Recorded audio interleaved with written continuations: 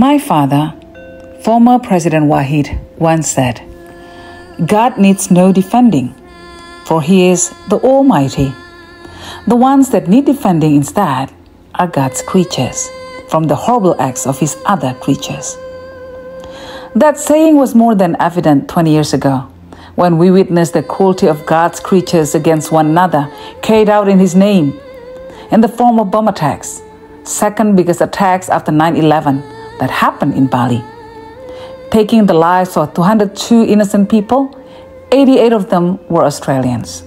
The tragedy did not just cause physical casualties, but also mental anguish so deep to the immediate victims as well as to the nation and the world.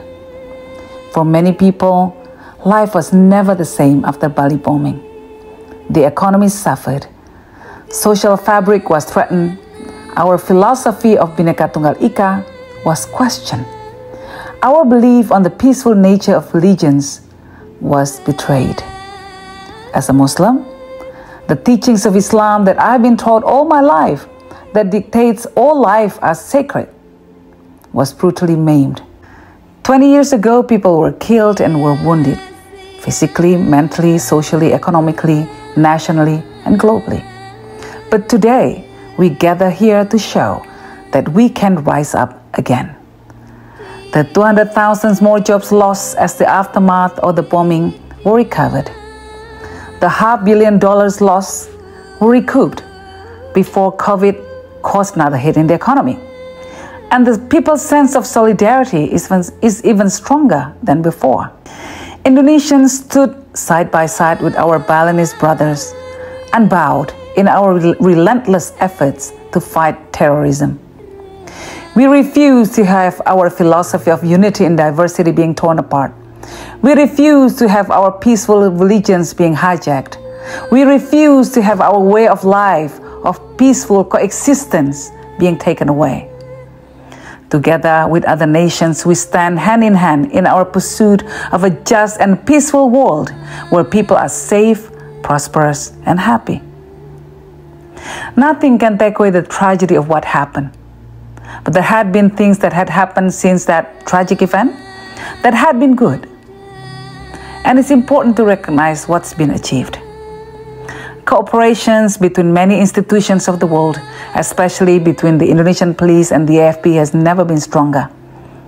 The swift and decisive action of sealing off the ground zero as part of a cooperation on forensic investigation led to a discovery of a piece of metal with some numbers stamped on it that led to the arrest of Amrozi and hundreds of Jamaah Islamiyah sympathizers.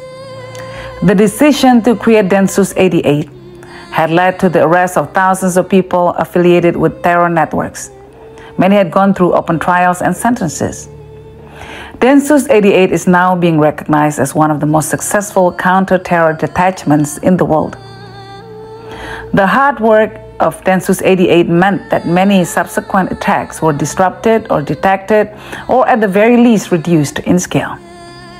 GCLEC is another product of international cooperation where thousands of Indonesian police officers were trained, as well as officers from other Southeast Asian countries. This has caused massive setbacks to terror networks in Southeast Asia and had probably saved millions of lives in the future. For the victims of the bombing, the loved ones are forever gone. For some, the scars forever displayed until the end of day. But through their sufferings, the world is safer, Bali is safer. And so here we are. We gather to remember those who fell victims of the bombings, but also to celebrate their contributions to humanity.